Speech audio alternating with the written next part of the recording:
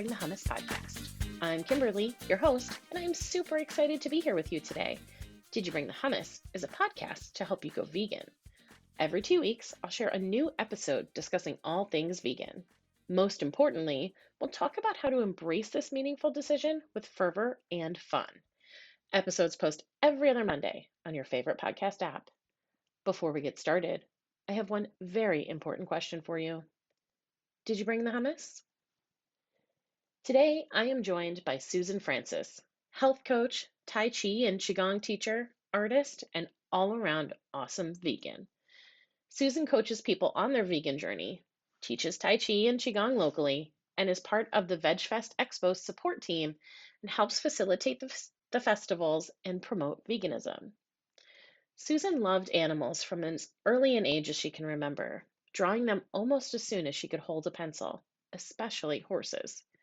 She studied art and music in college and worked for the Ohio Division of Wildlife as their first staff artist. Susan also holds a degree in hotel and restaurant management and owned a restaurant and catering business for 4 years. Additionally, she also holds a certificate in plant-based nutrition from eCornell. With an understanding of the challenges that transitioning to a plant-based diet or vegan lifestyle can present, Susan loves coaching people to find easy and delicious foods for better health. Susan is a joy to speak with and incredibly interesting. Enjoy. Hi, Susan. Thanks so much Hi, for joining me. hi, Kimberly. It's my pleasure. I'm so excited to have this conversation with you. Just a quick aside, Susan and I have connected because she is connected with Helene, who runs the Virtual Vegfest Live, where my Monday night show, Fireside Chat with Kimberly, is hosted. And Susan started checking in and commenting, and we've kind of developed this nice little friendship through the comments and through the show. And so now, because Susan is also an awesome vegan, she has agreed to come on and be a part of Did You Bring the Hummus?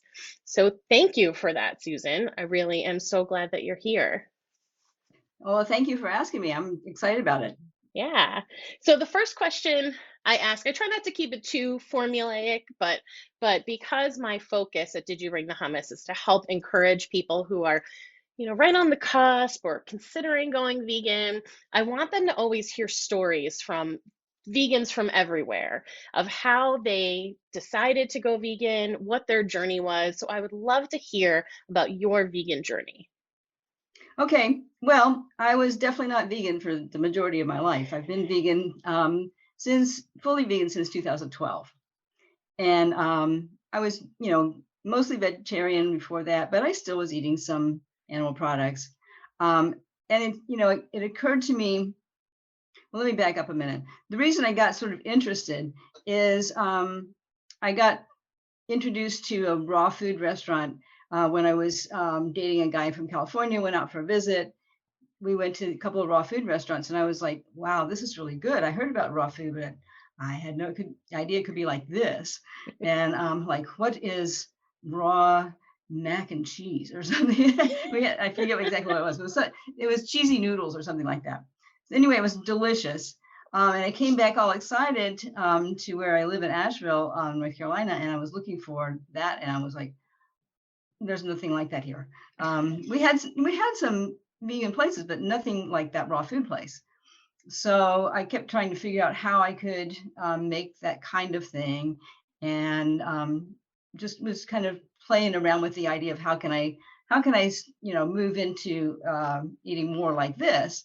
But I hadn't completely given up like cheese and eggs and stuff like that. I watched Forks Over Knives as a documentary, and that was probably my biggest wake up moment. It was like, okay, I can no longer support this kind of treatment of animals. I spent most of my life as a wildlife artist and an animal artist, and trying to get people to really appreciate animals and the environment and what it takes to protect all that. And at the other, walking around with one eye closed, not paying attention to what's happening to domestic animals. And it wasn't like I didn't know, but it was like I was just ignoring it because it was such an ingrained program. mental program. Yep. And as I was starting to wake up to that, I was like, okay, this is not going to work. I just got to stop. I'm completely out of integrity with what I say I believe. And so I'm no longer going to do that. Definitely it was the process in terms of finding things that I could eat. It wasn't as easy as it is today, 10 years later. There were some things around, tofurkey was around, tofuti was around. Actually, I had heard of tofuti a long time before that. I just kept looking for different things and trying different things and looking at new recipes and seeing how I could, I like to cook. So that was not a big deal. I mean, I've been cooking my whole life, was in the restaurant business, all kinds of stuff there. So that was not a hard thing for me. I can understand how it could be for people who don't know how to cook. Yeah. And and that's or just don't have the time or whatever, but mostly just don't have the skill of, how do I do this? After watching that documentary, and then I decided, well, I being the person I am, I needed more information. and so I went and got the China study and read that whole book. And in the back of the book was, yes, it's like a 2 inches That's a thick. big book.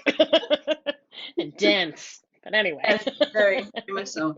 But in the back of the book, it was mentioned something about the plant-based nutrition certification program from T. Colin Campbell. And so I said, okay, I think I'm going to want to do that at some point.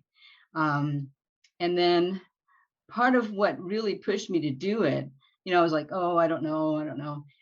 It's money and time and this and that. Do I have enough of either of those? And a friend of mine got sick, and I didn't know because I hadn't heard from her for a while. And then I tried to call, but I didn't get any answer. I thought maybe she was traveling. And then I got a call from her one night, and she said, I've been in the hospital. I've been in ICU. I came in with sepsis, and but I just can't eat this food here anymore. I know you've tried to help me eat before. Could you please bring me something to eat? And I went, well, it's 8:00 at night. I'll be there first thing in the morning. She said, okay. And so I thought, wow, what can I take her that, she could eat, because she's, on IVs and stuff. But she was able to eat. So I made her a nice green smoothie, and I put all kind of fresh fruits and, made it really healthy and took it. And when I walked in the room, she was sitting in a chair with all the tubes and stuff hooked up, but she was glad to see me. And I handed her, but I have to tell you, when I saw her, I was kind of shocked because her skin just looked kind of gray. I mean, she just really didn't look well. So I handed her the smoothie, and she started to drink it, and she went, oh, this tastes so good. It tastes like alive. And I went, yeah. And while I talked to her and she drank that smoothie, I was there for an hour or so, I could see the color coming back in her face. It was that dramatic and that quick. So I kept bringing her the food and kept bringing her the food. And while she was there and while she was in rehab and stuff. And at that point, my little inner voice said, okay, I think it's time. You got to take that course. Yeah. And so, through a few other little steps, I signed up and got the certification in plant-based nutrition. That's a big part of who I am now. And because I love to help people make that kind of transition. And I know how hard it is, and I know what challenges you face because I've been there. Yeah. You have kind of, you've created this process, right? The 7 steps, you call it 7 steps.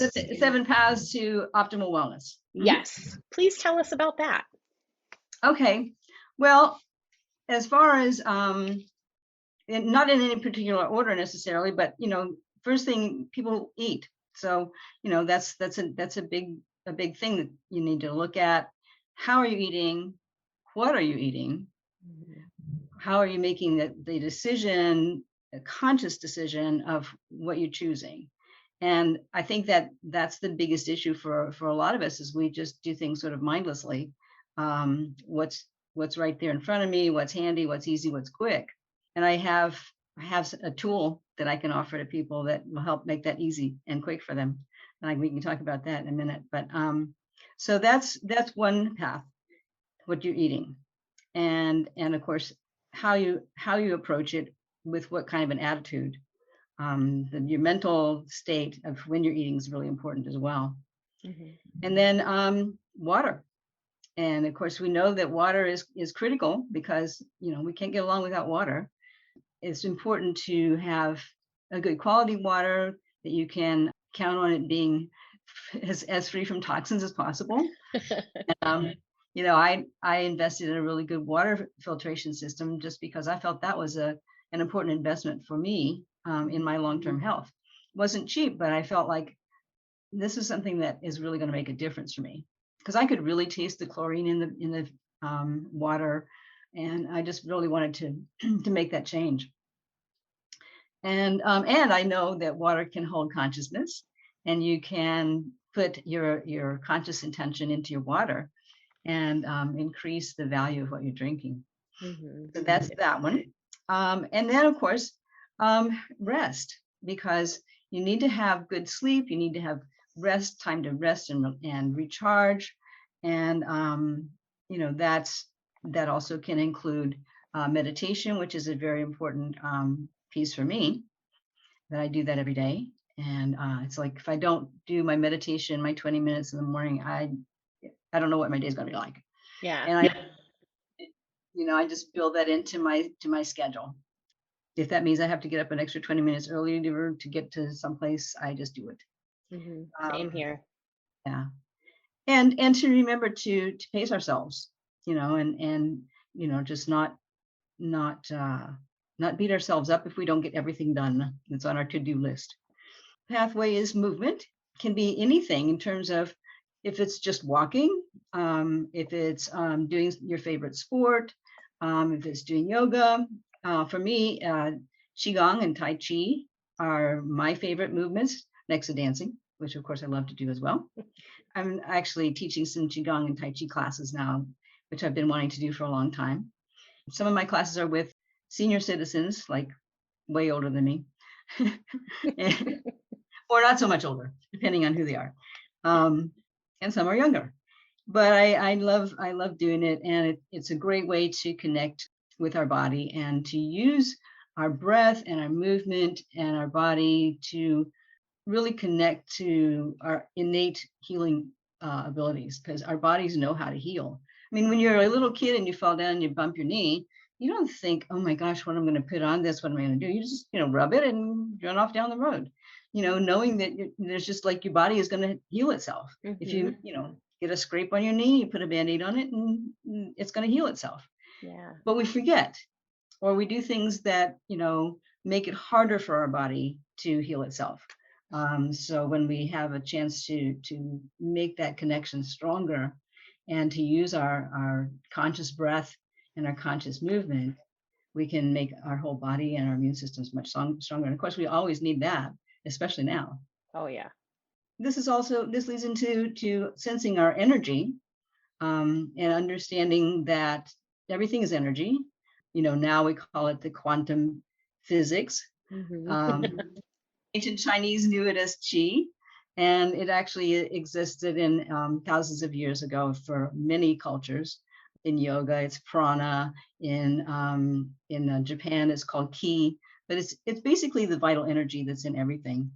And so as we become more aware of our own energy, we can be more conscious about how to protect it, how to use it, and how to increase it, and make something that helps everybody, not just for yourself. Hmm. And that leads me to conscious relationships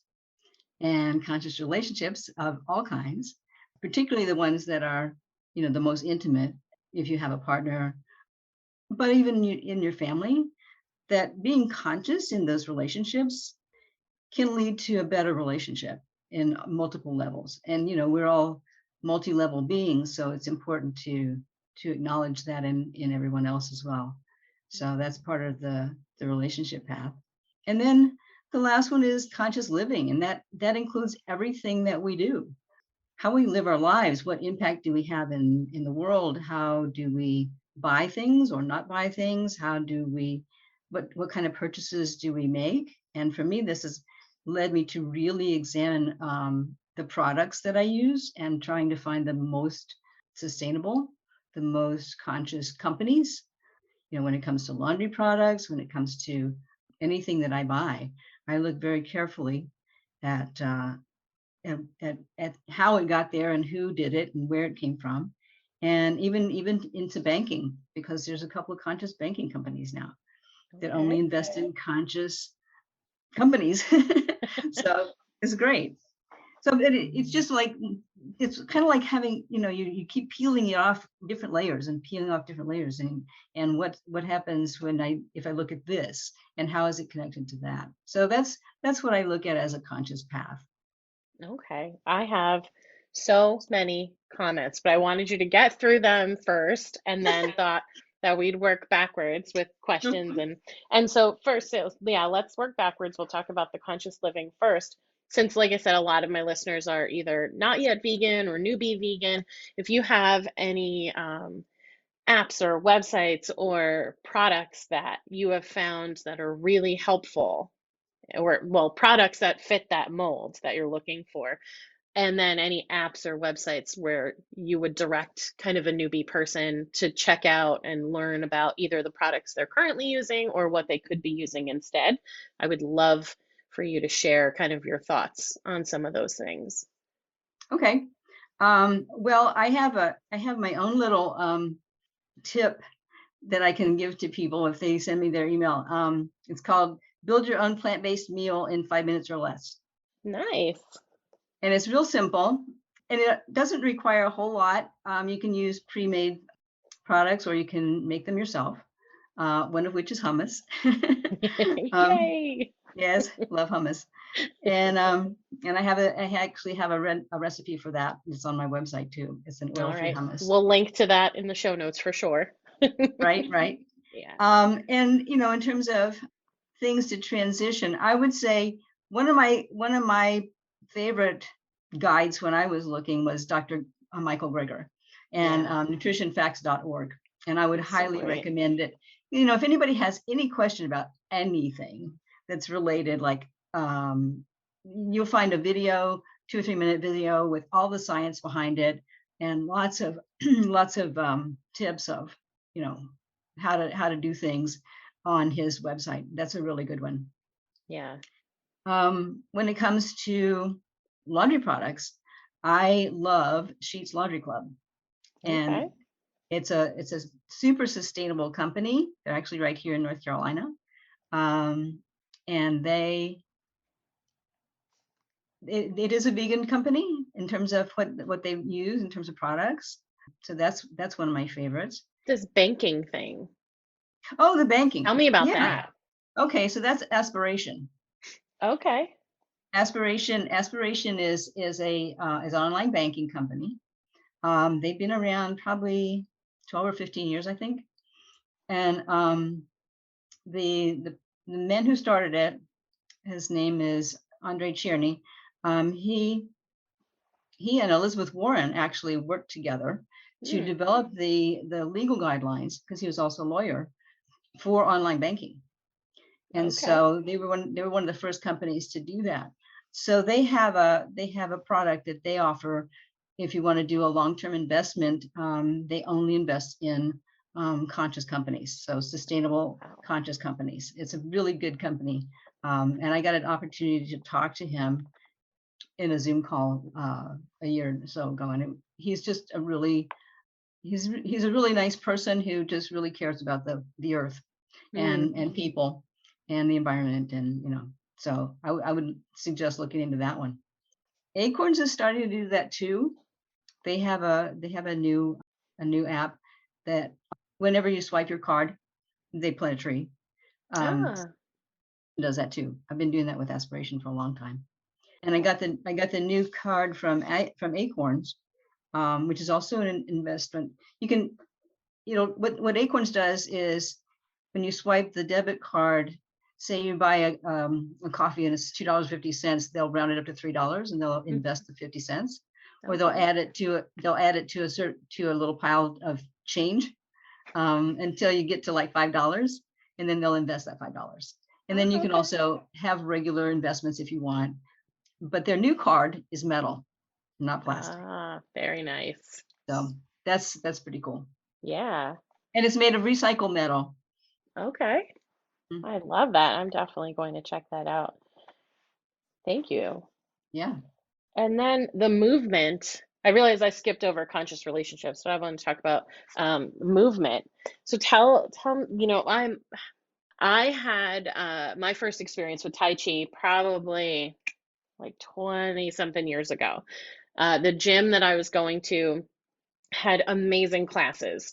And one of them was Tai Chi, and my mom was like, "We really got to check this out." So we went, and I remember it was the very first time that I can recall, anyway, feeling energy in my hands. Hmm.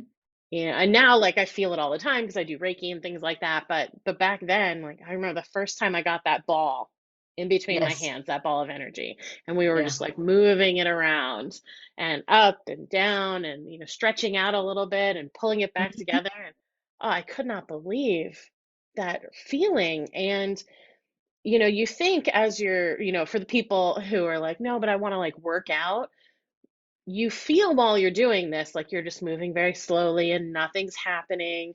But when you're done, like I wasn't sore, like, oh, I hurt myself, but I felt like I had been moving and I Mhm. just felt so good. So I'd love to hear about your journey with the Tai Chi and the Qigong and how you wound up being a teacher and tell us all the good things about it. Okay. Well, that's perfect because when I at one point when I was living in Erie, Pennsylvania, a friend of mine, her mom was a Reiki master, and so we would go over to her house, and that was the first time that I actually had somebody talk to me about energy like that. She would show us Donna Eden's videos, who's Donna's a great energy worker, and so she was actually showing us how to do some work with our hands.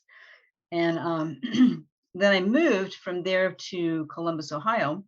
And so I was looking for Qigong really, because she said, Hmm. Qigong would be perfect for what you want to do. But I couldn't really find a class at that point, but I did find Tai Chi.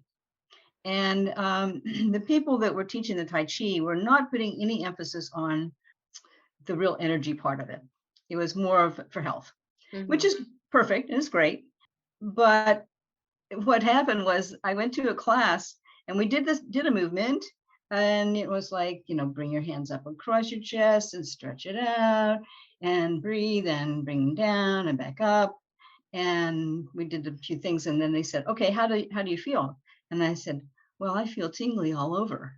And people kind of looked at me like, really? I'm not feeling that. so so I think I knew how to do this a long time before that. I mean, I think I remembered really kind of feeling that when I was really young, maybe like 17, 18 years old. But at that point, people just thought like, oh, don't do that. It feels weird when you do that. So Mm. it's like, okay, I just won't do that.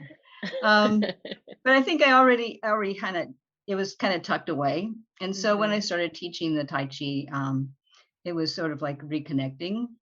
And then I taught for a couple years, and then I moved to Asheville, North Carolina, and the society that I was working with, basically there was nobody in this town at that point that was doing that particular form, Mhm. and it was going to take me basically starting a school myself, and I thought I just really can't do this, and so I kind of put it on the back burner, and I would just do some you know Tai Chi stuff on my own. A couple years ago, I ran into somebody who was teaching, and I thought, man, I'd really like to get back into teaching. And she was teaching a class at the yoga center here, and I got her contact. And I said, if you find anybody that might have an opening, let me know. Well, a few weeks later, she called up and said, hey, I broke my ankle. You want to take over my class? I went, okay, sure. So I did that for a little bit, and then got out of it again, and then after last year, I was like, somehow I'm going to have to find a way to do this. I really, really feel like this is something that I want to want to do. Um, and so I just kind of put it out there, and some things have shown up. And the same lady who had gone back to teaching but was teaching somewhere else said, I think I want to retire. Would you be interested in taking over my classes? Nice. So I took over her class. And one class is at a retirement center, and one is in a martial arts studio where they also have yoga and belly dance and other things. But it's primarily Tai Chi and some martial arts. So it's a really nice place to teach. Hmm. So that's kind of how it is. I I love just it. keep getting drawn back to these things. Yeah. I, Yeah. I I think it's one of the best things that people can do, because it's so. I mean, qigong is the grandmother of Tai Chi. If you look at Okay. it, like qigong's they know for sure that they have written records from like almost 5,000 years ago in Wow. China, and seeing like drawings and pieces of pottery that show people doing these kind of moves. And then Tai Chi is more like about 800 or 900 years old. And so it like evolved into the more martial form. Mhm. And the story about it that's known is that there was a family that had developed this way of fighting coming from like using the principles of qigong, and then develop a martial application for it. So using the energy work to move it into the martial form. And Mhm. they were practicing. This particular family, the Chen family, had become really super skilled at it, but they didn't want to tell anybody because it gave them the edge, right? Right. So they had a servant whose name was Yang, Yang, and he secretly watched them.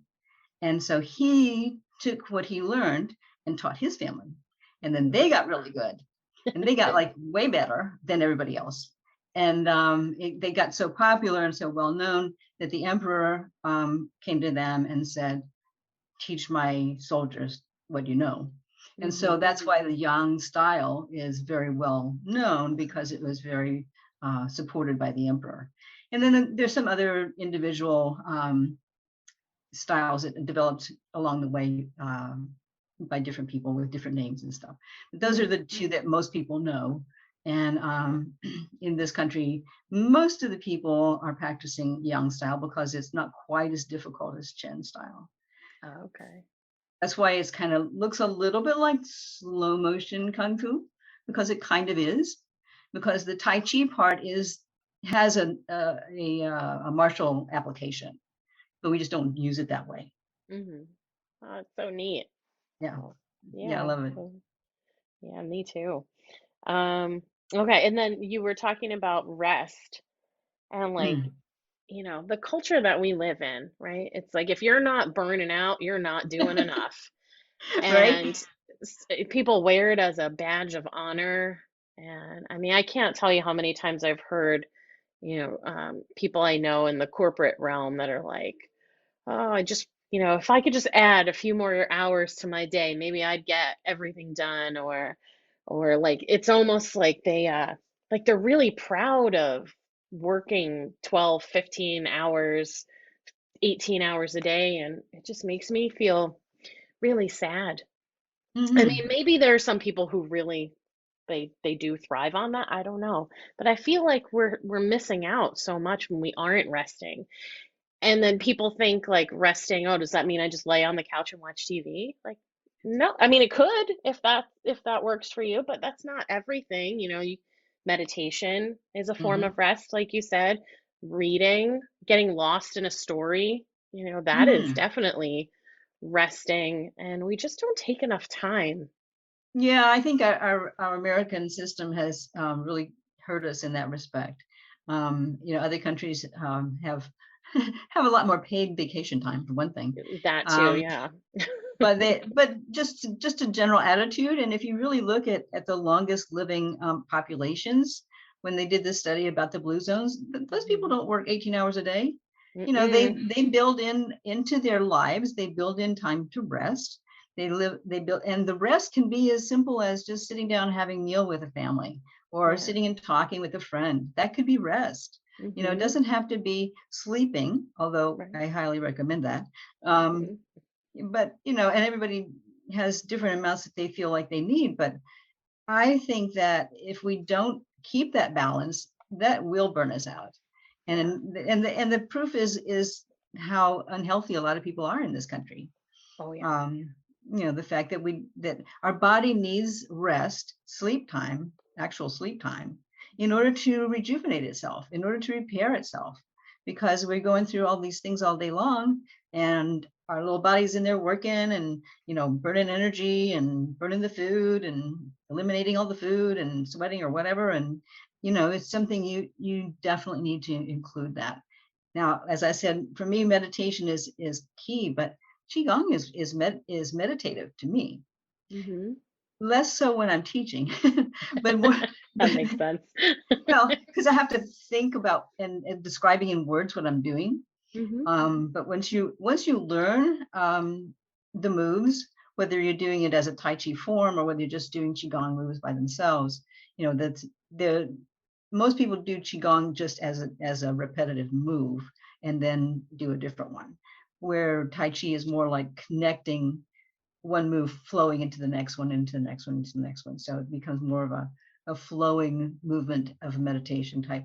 And those all work for me as a way of resting. Mm-hmm. Yeah. I have It I have might a be that some. daily. No, Go I was ahead. going to say it might be that going for a bicycle ride is resting for you. Right. Because it just Exactly. change your mind state.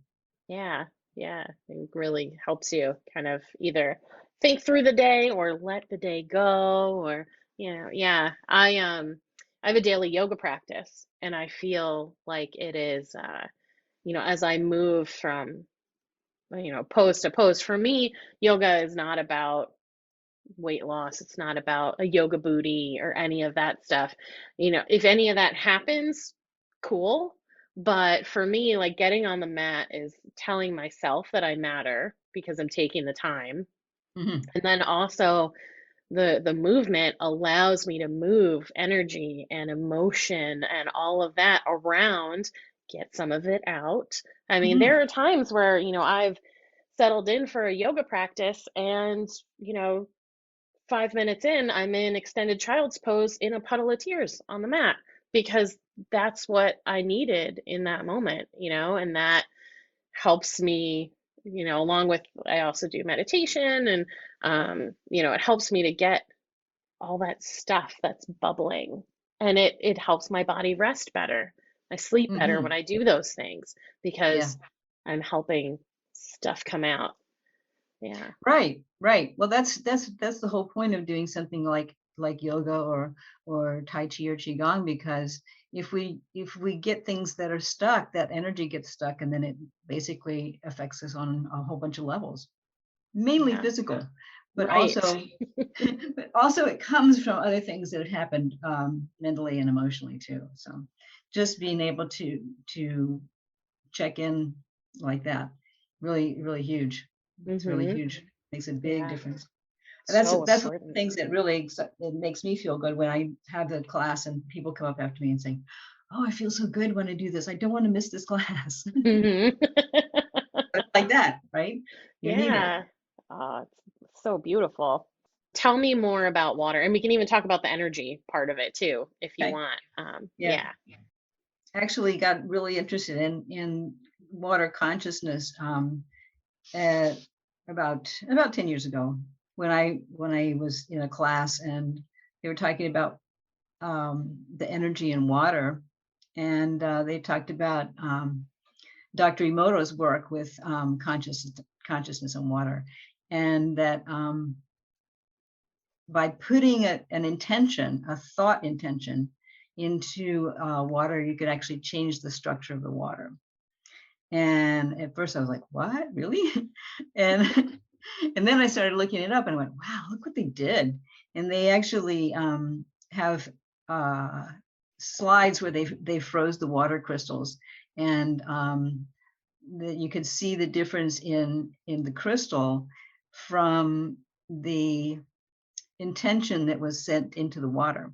Mhm. So if they had a glass that they wrote love on a piece of paper and put the glass of water on top of it. It would have a certain structure. And then you take another one and they same water source, nothing different, but they put it just a piece of paper that said the word hate, and the water crystals would just like get all distorted and weird. And there's some things you can look online to see that the studies that they've done with that Dr. Emoto's work.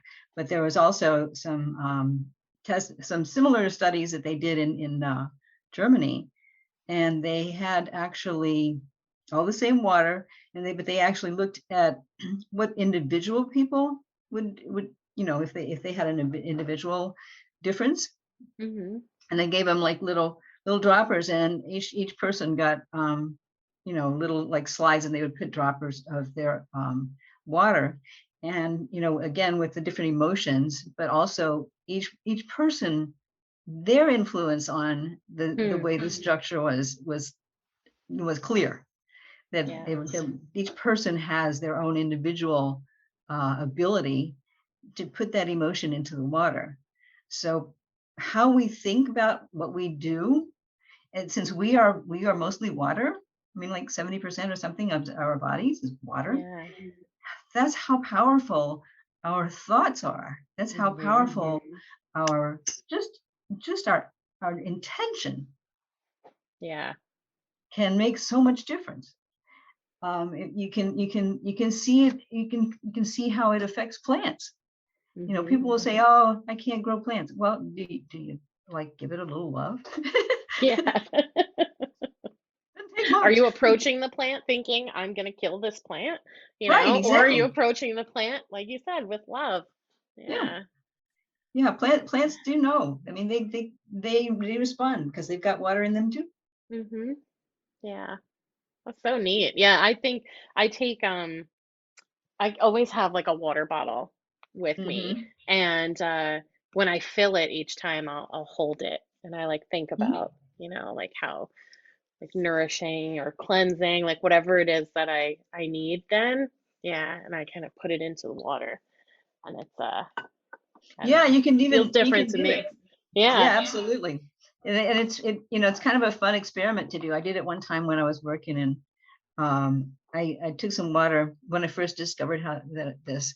I took some water, and I had 2 glasses of water, and I had the first glass. Actually, I had 1 glass of water and I had the glass of water from the tap, and I had somebody that I was working with taste it, and I said, "Okay, just drink the water," and they go, "Yeah, it tastes like normal, kind of chlorine-y, like normal water."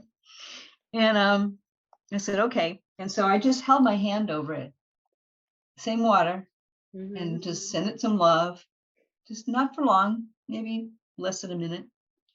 And then I handed it back to him. I said, "Try it now." And he tasted it and he went, "What did you do?" "Good. It tastes different now." Just put some love in it. Yep. That's what we need. Just put more love into everything, right? Yes, Keep putting it definitely. out there, raising the vibration. Yes, yes. Yeah. Oh, so good.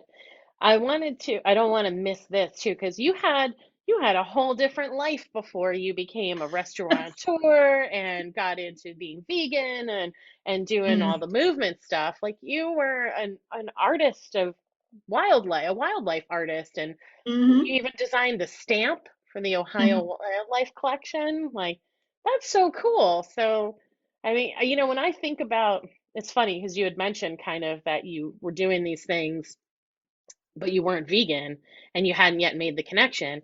And like my whole life too, I spent like as a kid, I was always like running into the bathroom, turning off the water while my family were brushing their teeth, and I was picking up garbage, and I was like, we, don't take such a long shower. I was always worried about like the environment and taking care of the Mm-hmm. wild animals and all that stuff. But same thing, I wasn't vegan then either. But just because it just seems so cool. And like, do you still have art out there? Like, tell us about your art too. Um, well, I started working at the Division of Wildlife, the Ohio Division of Wildlife, before I finished. I never actually finished. I was kind of fed up with the art department at Ohio State, and I started working there. And they hired me to draw maps of the wildlife areas. And it was kind of funny because I'd never had a mechanical drawing class ever, but it was not that difficult. So I did that, and then they found out I could do animal drawings and stuff. So I did a lot of animal illustration and paintings and stuff for the department. And I think I might have been there 1 or 2 years, probably 2 years, and they decided they wanted to do a collector's stamp for non-game wildlife, because typically you had to buy a stamp to get a hunting license or a fishing license. And so that had been going on since like the 1940s. So that was Okay. like an old thing, but nobody had done. Ohio was actually the first state to do that, and nobody had done one that was specifically the revenues were going to specifically go to non-game animals to preserve habitat for like songbirds and things like that. So that's where that came about. And so I did do that painting. It was it was a pair of cardinals, a male and female cardinal. They printed about 40,000 or something like that. They didn't sell them all. But the interesting thing about that was that a lot of the support came from the hunting clubs. Oh, they, wow. they because you think that a lot of hunters, they understood that they needed to protect all the habitat, not just, and a lot of them cared about that too. But anyway, that was that. And then after I'd been there for about 8 years, I decided that I wanted to go out on my own, and so I did a lot of freelance work, illustrating and painting wildlife. And over the years, I entered my art into a lot of art shows, including the National Aviary in Pittsburgh. I was in that show. I was in a big wildlife art show in Jamestown, New York, the Nature Art Festival. In fact, I think that one's still going on. And then so I did a lot of different work, and did things for some. I would do some paintings, and then I had an agent that sold some for me. So there's probably some things around in different places. I still have a few pieces hanging around my house. I did a lot of animal portraits, particularly dogs. Everybody loves their doggies. Yeah. And so much more than cats. I'm sorry. The number of cat portraits I could probably count on one hand, but dogs, dozens. Yeah, I bet. But yeah, and so that connection to the animals was there from from when I was a little kid. I used to pretend I was a horse, and I'd draw paintings of horses, and draw them and paint them and stuff. So that connection was definitely there, but not paying attention to what was going on with the poor little cows and piggies. And it's so much more open now about that.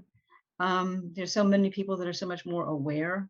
Like even like Paul McCartney used to say, if slaughterhouses had glass windows, then anybody would be vegan. I mean, vegetarian, actually. But so it's like you don't want to know it because it's too painful. It sure is. Yeah. And we're at a place now where a lot of people are really aware of what we have done to the earth. We are reaping the benefits of our misuse and our mishandling of our poor mother. I'm very concerned about it. I really worry about what will happen if we don't literally do a whole lot of things a whole lot differently. I really admire Dr. Rao and some of the others that are working so strongly to help the world go vegan.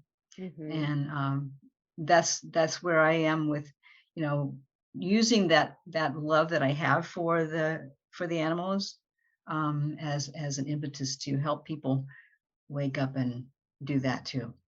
It's all connected. Yeah, I think, as kids, like you said, we've grown up, most of us have grown up where we weren't fully aware. And honestly, I think our parents weren't either. I remember, my mom's vegan now, but I remember asking her as a kid, like, where's our food come from? And she was like, oh, but those animals are raised for food, so it's different. Hmm. Right. And you're like, oh, okay, because you're little and like your parents are the experts and everything, so you just let it Right. go. But Exactly. at the same time, it's also like, oh, is that really all right? And you just kind of forget about it. But yeah, I think we know as kids, and then we get away from it, and then we come back to ourselves. And for a lot of us, it comes out as, we go vegan, we really get back to that connection, and we start to learn the painful stuff, the hard stuff, Hmm. and you just can't be a part of that anymore. Exactly. Yeah, and I think the more people learn, the more people will join us. Well, I agree with you. When I first made the decision and people would say, oh, gee, isn't that hard? Nope. Mm-mm. Because all I could not unsee what I have seen. Yeah, And when people say, oh, but cheese, yeah, that baby calf, right. that baby calf never got any of that. Hmm. And that little baby goat never got any of that. Yeah. No, so it's like, no, I can't. No, it's not hard. It's not Yeah, hard. not at all. I can't be part of that. No more. Yeah. And then you can think about, you combine like learning and really starting to understand and really feel for the animals and what Yeah. humans have done to them. But then we also have so many options now. Like, Oh you yeah. don't have to eat lentil loaf, every No. night. You're Right. it's like it's Yeah. vegan cheese is good now. Mm. Yeah, yeah. Yeah, absolutely. Yeah, I ran into one just recently and I've been trying to find it because it doesn't exist here and it just ended up in actually a discount grocery. And I went, oh my gosh, I have to get this. I have to try this. And it's a Canadian company. Okay. Um, and it's like a camembert.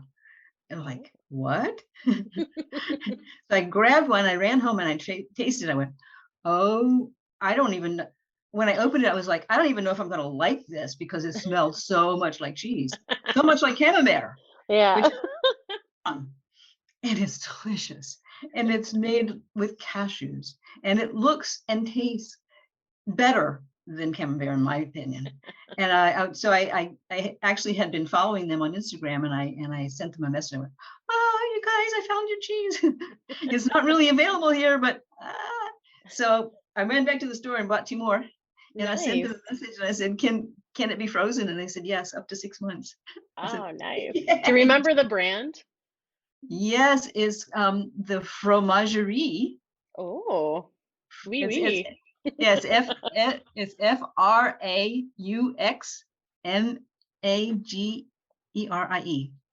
like Okay. like fromage, but like Mm-hmm. faux combination word. It's really Yeah. cute. Oh, I love It's it. a fromagerie on Okay. Georgian Bay, and they're in Ontario. Okay. But I've seen them Very on cool. Instagram, and their cheeses look fantastic. And now that I've tried this one, I'm like, oh, I think I'm probably gonna have to go to Canada or something to get this. Because I don't know if they've even got it into the United States yet, but wow, their stuff is good. Oh, So if you that's find it, by all yeah. means, Snatch it up. whatever it is, I'm sure it's going to be good. Awesome. All right. Well, I have one final question for you. Okay. Um, what's your favorite way to eat hummus? Well, I have my oil-free hummus that I make, and my favorite way I think is to use it as a salad dressing. Oh, very nice. Hmm. I mean, I eat it a lot, Mm-hmm. and I make it probably once a week. Um, and but I really like to just use it as a salad dressing, and I also like to put it on sweet potatoes. Okay. Oh, I like that. I've never had it on. You just bake the sweet potato and put the Yeah, hummus on? Yeah. yeah, Oh, that's good. Yeah. yeah, or steam it in the instant pot and open it up. Still have to get one of those. Mhm. I have to say, I was glad that I made the investment. Yeah, I that's what use it everybody all the tells me. time. Well, it makes it really easy to make to cook the chickpeas or black beans or whatever. Just throw them in, push a button, walk away. Yeah. All Oh, done. that sounds nice. Yeah. I don't think about that. Well, and you don't the beauty of it is it'll keep it warm for you, and 8 hours if you want it to. Hmm. Wow. You'll just Okay. keep it warm. Or you Yeah. can sit. Some of them have timers too, so you can do it that way as well. Yeah, it's a good investment. Yeah. Very cool. All right. Well, I'm gonna write that down. Finally get an Instapot. So, Susan, if people want to reach out to you, get in touch, work with you, because you know, by the way, everyone, Susan also coaches people to go vegan and teaches Tai Chi and Qigong, as she said. Where can they find you? What's the best way to get in touch with you? Well, I have a website where they can send me an email. Okay. My email is vegucating. It's VEGUC8NG at gmail.com. I love it. Very cool. And I'll include, a link to your website Mhm. That in one is the that's actually conscious eating consulting. You can just if you just drop that in on Google, it should take you there. very cool. And I have Instagram. Instagram is CEC Health 18. Drop me an email. I'll send you that how to build your own plant-based meal in 5 minutes or less. Yes. Super easy. It's kind of like going to Chipotle or someplace. Pick from here, pick from here, pick from here, and you're done. Oh, that's awesome. Those are the best meals too, right? Mhm. So many different flavors and textures and colors, and it's so interesting and Right. good stuff for sure. All right. Well, all of your contact information will also be in the show notes so people can just click right there and get right to you. Thank you so much, Susan. This was amazing. I love that we talked not just about veganism, but we talked about energy. We talked about a little bit about the environment. We talked about all the different lives you've led. You're so interesting and so cool. I cannot thank you enough for joining me tonight. Oh, it's my pleasure. Thanks so much for asking me. It's great to be able to talk to you and just let people know what I'm doing. Yeah. Oh, it's so cool. All right. Well, thank you so much. Welcome back. Did you learn so many things? I know I did. From the various aspects of conscious eating to the history of Tai Chi and Qigong and everything in between, I could have listened to Susan all day. As promised, the links to her website as well as her favorite hummus recipe can be found in the show notes. Speaking of that hummus recipe, she posted it on my birthday in 2019. Susan had no way to know that. We hadn't even met yet. You can contact Susan via email at vegucating@gmail.com.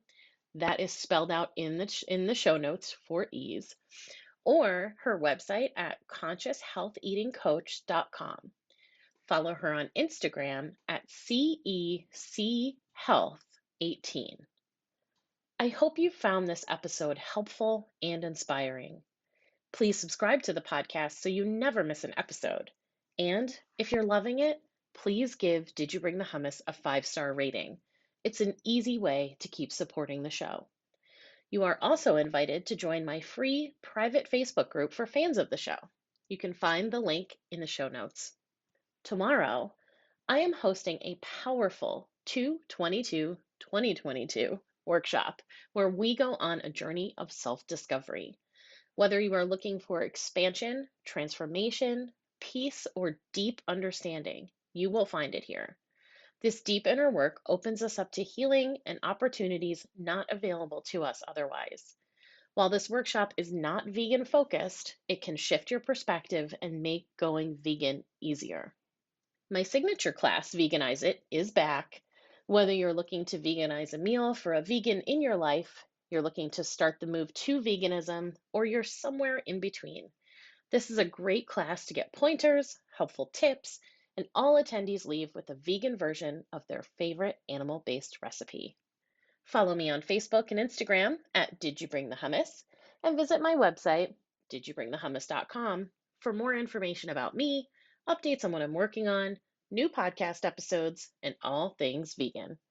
Finally, I would love to hear from you. What do you need help with? Is there a topic you want to hear covered on a future episode? DM me on Instagram or send me an email at didyoubringthehummus@gmail.com. Thanks for listening.